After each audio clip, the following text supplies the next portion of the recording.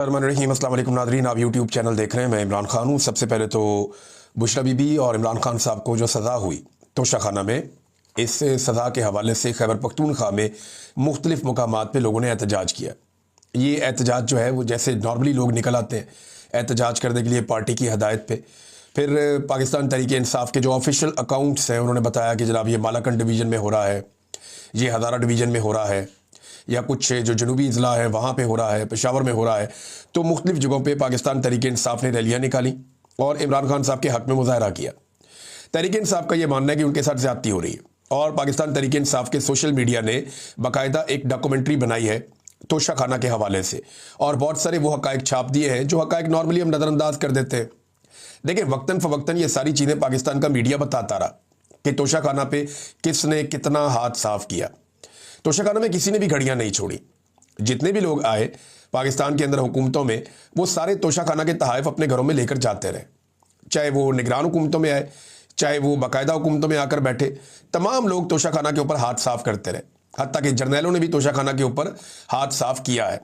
तो तमाम लोग जो हैं वो तोशाखाना से निकालते रहे सामान, घड़ियाँ, ज्वेलरी, कालीन, घरेलू सामान, टी सेट और पता नहीं क्या कुछ ये ले जाते थे। नवाज शरीफ साहब लंबे अरसे से, नवाज शरीफ साहब, उनकी अहलिया, उनका ख़ानदान ये सामान लेते रहे।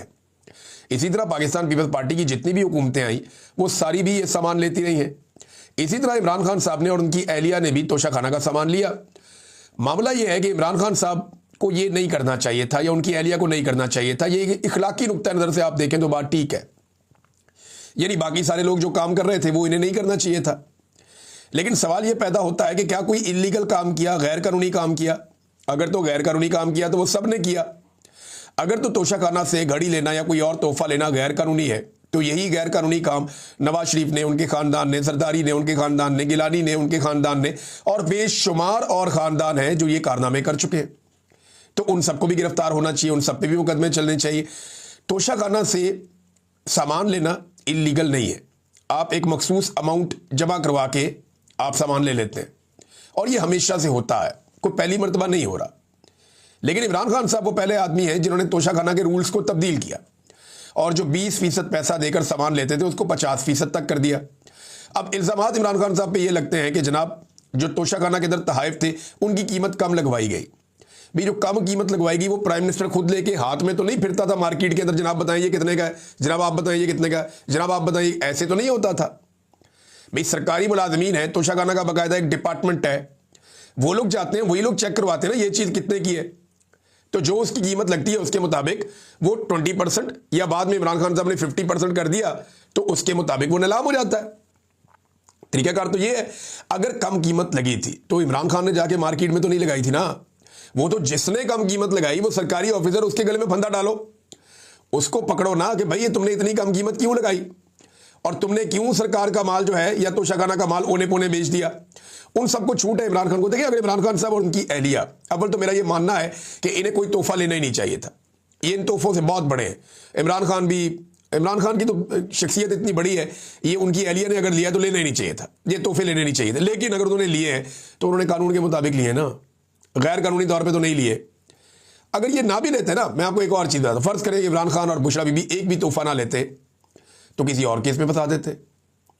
ये तो एस्टेब्लिशमेंट के साथ लड़ाई है ना, ये तो बड़ी आइडियल सिचुएशन है कि तोहफा लेते ही ना, लेकिन अगर ना लेते तो क्या होता, किसी और केस में फंसा देते। इद्दत वाला केस भी तो बनाया है ना, और कोई घटिया केस बना देते। तो ये पाकिस्तान की एस्टेब्लिशमेंट से लड़ाई का नतीजा है। जिन्होंने गाड़ियां ली जो बिल्कुल ही गैर कानूनी है, गैर आईनी है, लिखा हुआ है उसके अंदर कि आप गाड़ी नहीं ले सकते तोशाखाना में, या कोई इंटीक वो आप नहीं ले सकते, वो चीज़ें इन्होंने ले ली।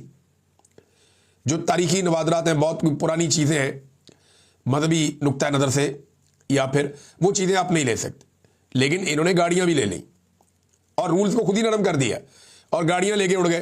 वो केस चल रहा है 6 साल से, आज तक कोई उसके अंदर चालान ही जमा नहीं हुआ, और ये केस चल रहा है 1 साल से, फटाफट चालान भी जमा हो गया। तो ये एस्टेब्लिशमेंट का कारनामा है, इसमें कोई ताल्लुक नहीं है इस बात से कि इमरान खान साहब ने कोई गैर कानूनी काम किया, बाकी सारों ने भी यही काम किया। अच्छा नाज़रीन, इसमें पंजाब में दोबारा से पाकिस्तान तहरीक इंसाफ पर छापेबाजी शुरू हो गई है। ऐसा लगता है कि पंजाब पुलिस का एक ही काम रह गया, पीटीआई के बंदे पढ़ लो, वो पीटीआई के ऊपर छापों पे छापे, छापों पे छापे, और कोई काम ही नहीं करते। जिसने भी अपनी कारकर्दगी साबित करनी होती है वो पाकिस्तान तहरीक इंसाफ पे चढ़ जाता है। मुझे ऐसा लगता है कि पाकिस्तान के जितने भी इदारे हैं वहां पे अब कारकर्दगी दिखाने का जो वाहिद जरिया है वो ये है कि आपने पाकिस्तान तहरीक इंसाफ या इमरान खान के खिलाफ कितना किया और क्या किया। यानी ये PMLN के एक जर्नलिस्ट हैं अफसार आलम साहब, इन्हें वो भी लगाया हुआ था इन्होंने, चेयरमैन पैमरा भी, ये कहते हैं जी कि मेजर जनरल फैसल नसीर को अगला DG ISI लगाया जा सकता है, इसीलिए उन्हें साथ लीबिया ले जाया गया। तो सवाल ये पैदा होता है कि इमरान खान साहब ने जब उन्हें गोली लगी या गोलियां लगी तो उन्होंने मेजर जनरल फैसल नसीर का ही नाम दिया था उस वक्त कि जनाब ये जिम्मेदार है, और उन्हें नामजद किया था, और उनके ऊपर सियासत में मुदाखलत के इल्ज़ाम भी इमरान खान साहब ने लगाए। और पाकिस्तान तहरीक इंसाफ ये मानती है कि मेजर जनरल फैसल नसीर पूरी तरह से सियासत के अंदर इन्वॉल्व है, DGC है वो, तो उन्हें DG ISI अगर लगाया गया तो देखिए ये उन लोगों में से एक है जिनके पास पीछे हटने का कोई रास्ता बाकी बचा नहीं है।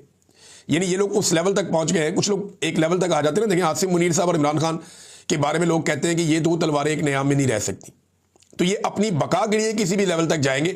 इसी तरह फैसल नसीर साहब हैं, कुछ और लोग हैं, ये लोग नहीं पीछे हट सकते। अब बात यह है कि ये जिस नहज तक पहुंच गए हैं या जहां तक ये मामलात को लेकर चले गए हैं वहां से पीछे हटा नहीं जा सकता। अब इमरान खान साहब आए तो इनकी बका खतरे में हो जाएगी, या इमरान खान साहब सर्वाइव कर गए तो ये लोग सर्वाइव नहीं कर पाएंगे। बज़ाहिर ये दिखाई देता है, ये सियासत है, इसमें कुछ भी हो जाता है, लेकिन बज़ाहिर जो दिखाई दे रहा है वो ये है।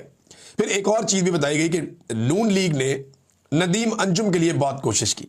नदीम अंजुम साबिक DG ISI है और इसी के दौर में मुझे अगवा किया गया था, मुझे इसलिए ये बंदा हमेशा याद रहेगा। बाकी DG ISI शायद मैं भूल जाऊं, एक एक करके तारीख का हिस्सा बनते जाते हैं, लोगों को याद भी नहीं रहते, तो ये इसको मैं याद रखूंगा क्योंकि इसके दौर में मैं अगवा किया गया था।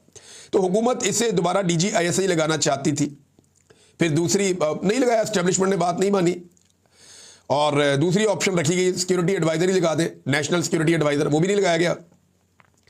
फिर तीसरी ऑप्शन जनाब अमेरिका में इसको सफीर लगा दे, वो भी नहीं लगाया गया। लेकिन दिल छोटा करने की जरूरत नहीं है, नदीम अंजुम को कोई ना कोई ओहदा मिल जाएगा, उसकी एक वजह है। कोई भी जर्नैल जो है वो ज्यादा अरसे तक बेरोजगार नहीं रह सकता, जब उसने खिदमात सर अंजाम दी हो तो उसे कोई ना कोई नौकरी मिल जाती।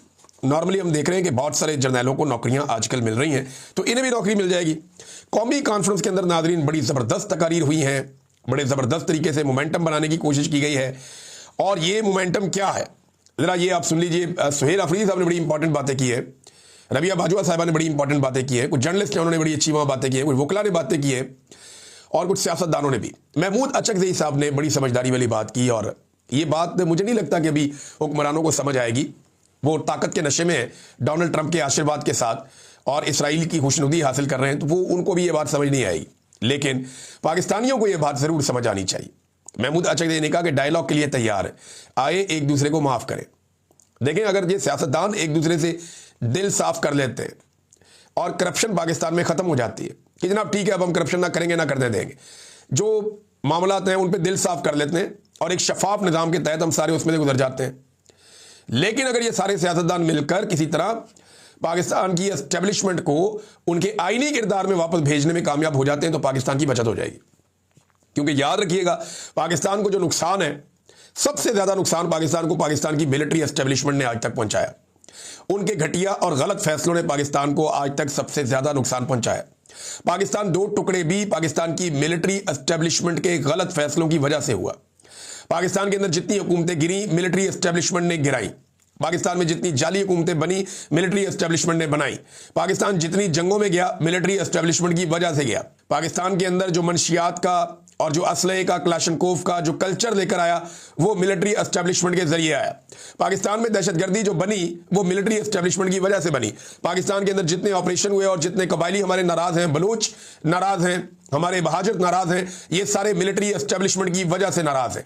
आज भी रजीम चेंज ऑपरेशन के बाद पाकिस्तान की फोर्सेज और पाकिस्तान की आवाम के बीच में जो एक गैप, एक खला पैदा हो गया है वो भी मिलिट्री एस्टेब्लिशमेंट की पॉलिसीज की वजह से हुआ है। तो पाकिस्तान को अगर मैं गिनना शुरू करूं तो 4 वीलॉग इस पे कर सकता हूं कि पाकिस्तान की मिलिट्री एस्टेब्लिशमेंट ने कितना नुकसान पहुंचाया। सियासतदान तो बेचारे वो करप्शन वर्प्शन कर देते हैं, इधर हाथ मार दिया उधर हाथ मार दिया, लेकिन सियासतदानों की हरकतों से मुल्क का नुकसान नहीं होता। बहुत बड़े पैमाने पर करप्शन सारी दुनिया में होती है, इंडिया में भी होती है, बाकी मुल्कों में भी होती है, लेकिन इसके बावजूद वो मुल्क आगे बढ़ रहे हैं, ऊपर की तरफ जा रहे हैं। लेकिन जो बड़े बड़े ब्लंडर्स होते हैं ना वो सियासतदान नहीं कर रहे पाकिस्तान में, वो पाकिस्तान की मिलिट्री एस्टेब्लिशमेंट कर रही है। एटम बम सियासतदानों ने बनाया, मिलिट्री एस्टेब्लिशमेंट के हाथ में छोड़ते तो शायद एटम बम बनता ही ना। बनता ही ना शायद।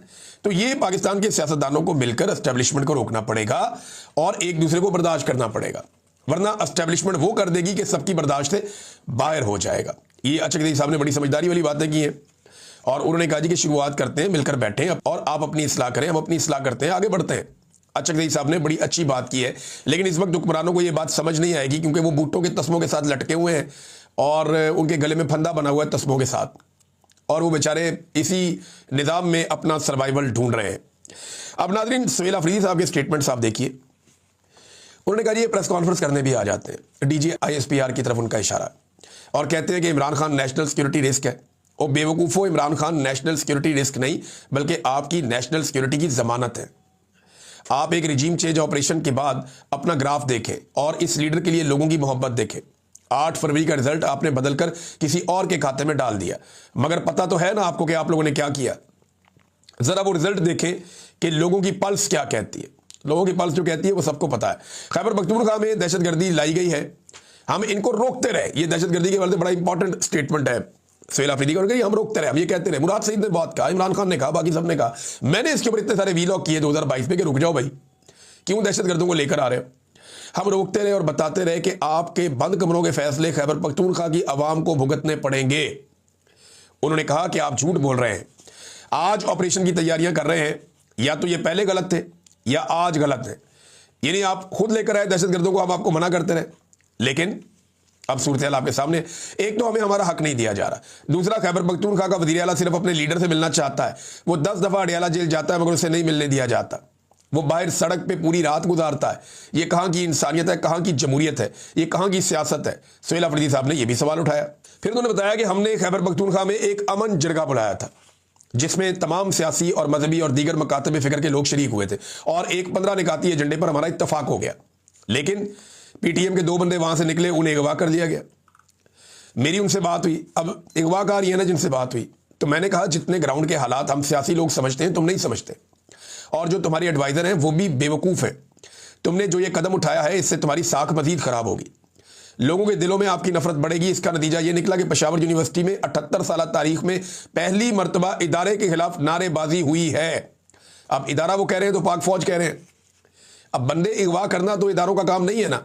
अब इसके ऊपर रिएक्शन भी आया। फिर सुहेल अफरीदी ने कहा कि हमारा बैरूनी कर्जा डॉलर के रेट के साथ मुंसलिक है जो बढ़ता जा रहा है। दोस्त ममालिक ने हमें खैरात दी हुई है जो हमारे स्टेट बैंक के पास पैसे पड़े हुए हैं।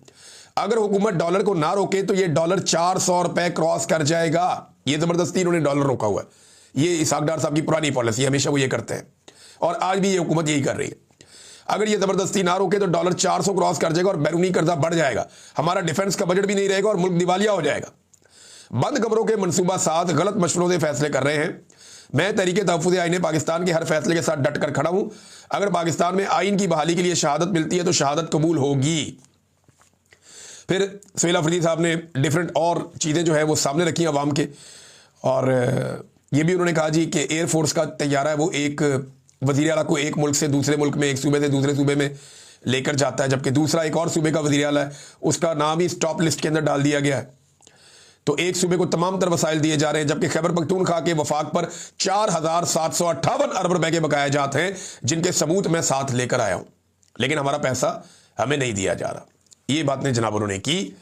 अब नाजरीन मैं आपके सामने एक और चीज़ रखता हूं, जरा ये एक इश्तिहार है, इसको आप देखिए, लगे हाथों आपको दिखाते हैं।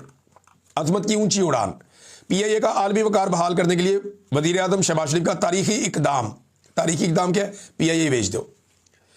इसके ऊपर नेशनल फ्लैग लगा हुआ है PIA के ऊपर। पहले पाकिस्तान के हुक्मरानों ने मिलकर इसको तबाह बर्बाद किया, इसका बेड़ा गर्क कर दिया PIA का। PIA को वहां पहुंचा दिया कि इसकी वापसी की कोई गुंजाइश नहीं है। आपको पता है ये महंगे टिकट बेचता है PIA। ये यूरोप में या बरतानिया में अगर आप ट्रैवल करते हैं ना, यूरोप के अंदर आप एक मुल्क से दूसरे मुल्क चले जाते हैं, एक शहर से दूसरे शहर चले जाते हैं। बरतानिया में आप एक शहर से दूसरे शहर जाते हैं, आप आयरलैंड चले जाते हैं, मैंने ट्रैवल किया है। इससे आधे पैसों में आप ट्रैवल कर लेते हैं।